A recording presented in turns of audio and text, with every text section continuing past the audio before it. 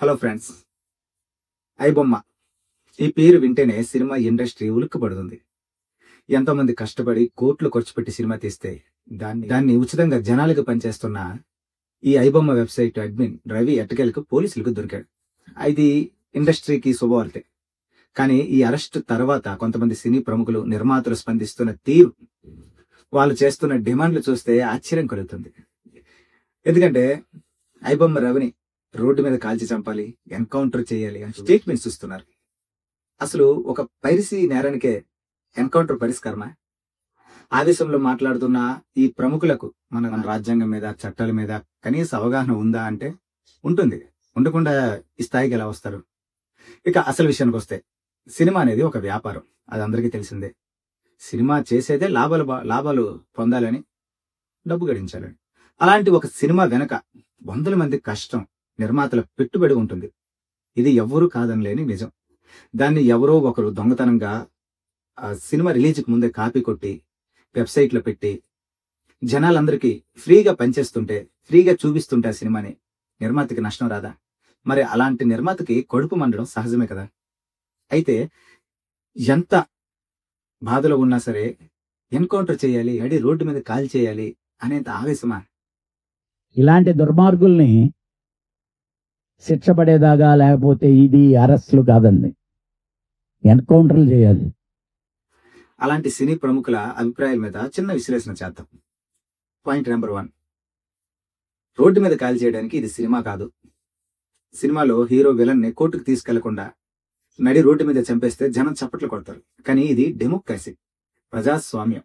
ఇది ఇక్కడ చట్టం, న్యాయస్థానాలు ఉన్నాయి. పైరసీ అనేది కాపీరైట్ చట్టం కిందకి వచ్చే ఒక నేరం. దానికి జైలు శిక్ష, జరిమానా ఉంటాయి తప్ప ఉరి శిక్షలు, ఎన్కౌంటర్లు ఉండవు. సినిమాలో చూపించినట్టు రియల్ లైఫ్ లో కూడా జరగాలి అని కోరుకోవడం ఆ నిర్మాతల అమాయకత్వం అవుతుంది కదా. ఇంకా పాయింట్ నెంబర్ 2, ఈ నిర్మాతల్లో, ఈ సినిమా ఇండస్ట్రీలో ఉన్న పెద్దలలో ఉన్న లోపాలను ఎవరు సరిదిద్దుకుంటారా? మీ వల్ల కదా ఇదంతా జరిగింది. రవి చేసింది తప్పే, దానికి అతను శిక్ష అనుభవిస్తాడు. మరి ఇండస్ట్రీలో ఉన్న లోపల మాట ఏంటి? ఒక సామాన్యుడికి అందనంత ఎత్తులో టికెట్ రేట్లు పెంచేసి కుటుంబంతో సినిమాకి వెళ్తే 1000-2000 అయ్యేలా చేసింది ఎవరు? ఓటీటీలు అని చెప్పి థియేటర్లో రిలీజ్ అయిన నెల రోజులకే డిజిటల్ సినిమా రిలీజ్ చేసి థియేటర్ వ్యవస్థను దెబ్బతీసింది ఎవరు? నిర్మాతలు కాదా? కంటెంట్ లేని సినిమాలు తీసి జనం చూడట్లేదని ఏడ్చేది ఎవరు? అదే నిర్మాతలు.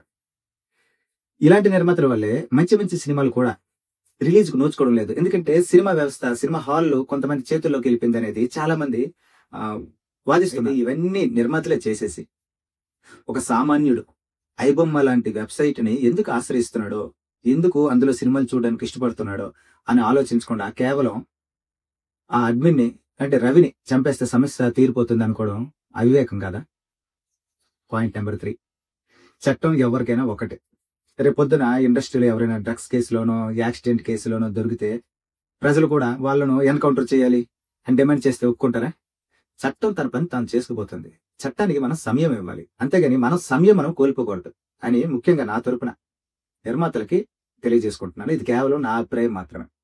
ఇంకా అసలు విషయానికి వస్తే, తప్పు ఎవరు చేసినా చట్ట ప్రకారమే శిక్ష పడాలి తప్ప ఎన్కౌంటర్లు పరిష్కారం కాదు.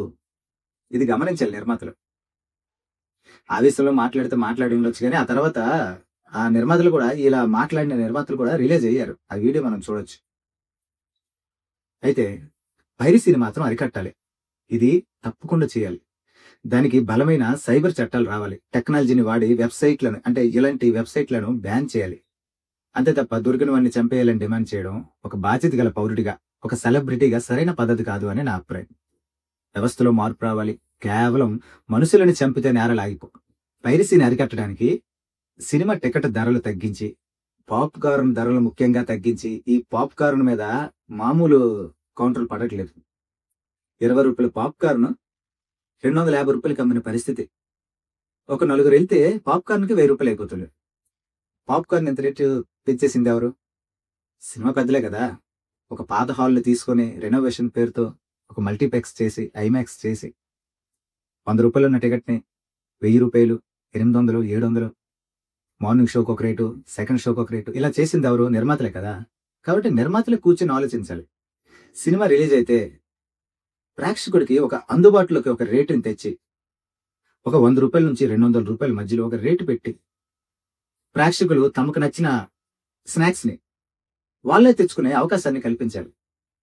అంతేగాని ఈ మధ్యన ఈ ప్రైవేట్ స్కూల్లో పిల్లలకి బుక్స్ మేమే ఇస్తాం, పిల్లలకి బ్యాగులు మేమే అమ్ముతాం, పిల్లలకి బట్టలు కూడా మేమే అమ్ముతాం, పిల్లలకి ఐడెంటిటీ కార్డులు మేమే అమ్ముతాం, పిల్లలకి స్పోర్ట్స్ అంటూ స్పోర్ట్స్ కి స్పెషల్ గా ఒక డ్రెస్, ఇంకా వాళ్ళ ఏవేవో ఫీజులు, అవన్నీ ఇప్పుడు ఈ సందర్భంగా మాట్లాడుకోవడం అనవసరం.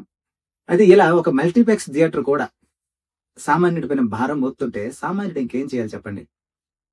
కాబట్టి నిర్మాతలందరూ ఆవేశపడకుండా ఆలోచించి నిర్ణయం తీసుకొని, కొత్త కొత్త సినిమాలు రాబోతున్నాయి. మన సినిమా ఇండస్ట్రీలో పెద్ద పెద్ద హీరోలు, పెద్ద పెద్ద డైరెక్టర్లు, పెద్ద పెద్ద నిర్మాతలు మంచి మంచి సినిమాలు తీయడానికి తెలుగు సినిమా ఇండస్ట్రీని ఆకాశం అంచున నిలబెట్టడానికి ప్రయత్నం చేస్తున్నారు. అలాంటి వాళ్ళందరూ ఒక దగ్గర కూర్చొని సామాన్యుడికి అందుబాటులోకి టికెట్ ధరలని తెచ్చి,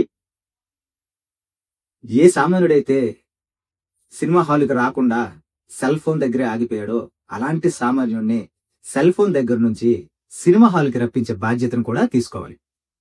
ఈ నా విశ్లేషణ మీకు గనక నచ్చితే మన వీడియోని లైక్ చేయండి, షేర్ చేయండి, మీ అభిప్రాయాన్ని కామెంట్ రూపంలో తెలియజేయండి.